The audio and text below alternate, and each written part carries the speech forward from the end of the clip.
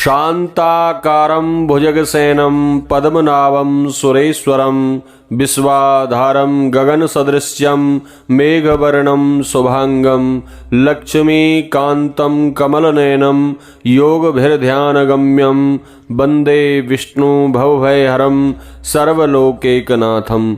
नमस्कार प्रिय बंधुओं, आप सभी का हमारे YouTube चैनल में बहुत बहुत स्वागत है।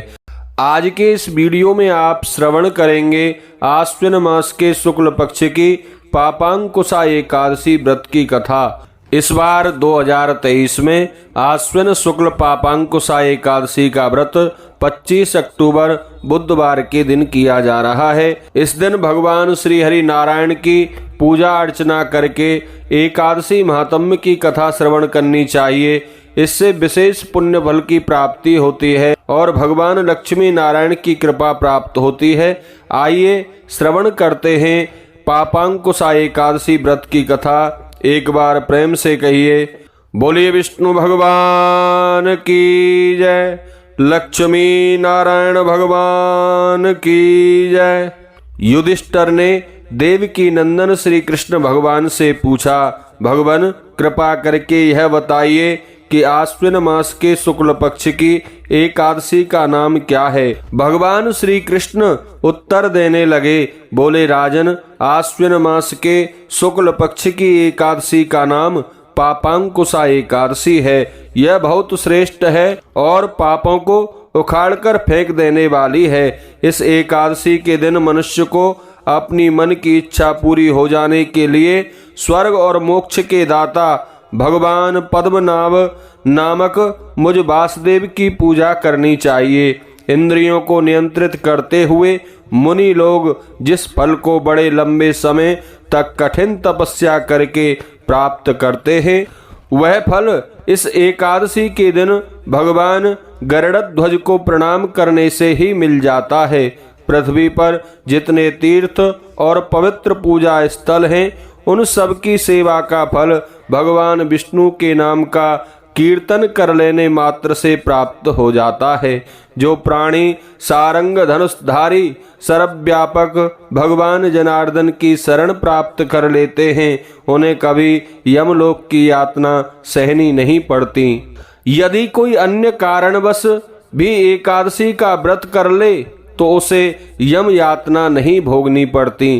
पर यह बात ध्यान रखने की बात है कि विष्णु भगवान के भक्त को कभी भी भगवान शिव की निंदा नहीं करनी चाहिए। यदि कोई ऐसा करता है तो वह विष्णु लोक में स्थान प्राप्त नहीं कर पाएगा, निश्चित रूप से वह नरक में ही गिरेगा। इसी प्रकार यदि कोई शिव भक्त भगवान विष्णु की निंदा करेगा तो उसे घोर रौरव नरक की यातना भोगनी पड़ेगी।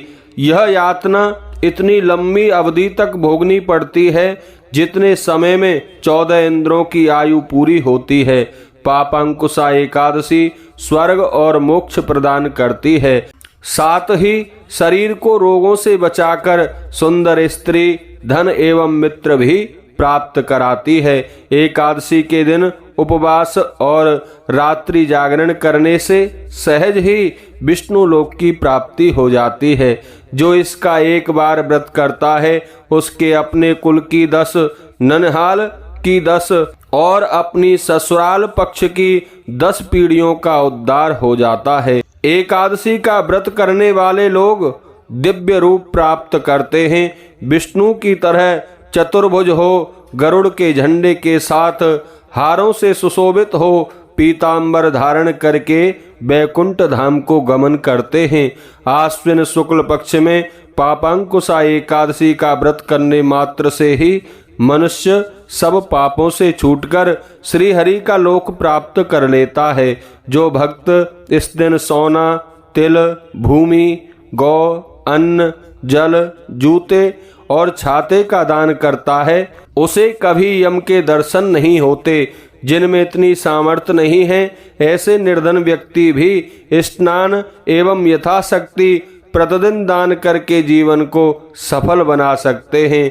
जो लोग हवन, यज्ञ, स्नान, जप, ध्यान आदि पुण्य कर्म करते हैं, उन्हें भयंकर यम यातनाएं कभी भी नहीं भोगनी पड़ती। संसार में जो भी लंबी आयु वाले वैभवशाली, कुलीन और स्वस्थ लोग दिखाई पड़ते हैं, उन्होंने पहले समय में पुण्य किया होता है और उसी पुण्य के कारण वह लोग इस जन्म में ऐसी स्थिति को प्राप्त होते हैं। सभी बातों का सार यह है कि पाप करने वालों की बुरी गति होती है और धर्म करने वाले लोग सुखपूर्वक जीवन व्यतीत करके स्वर्ग को चले जाते हैं।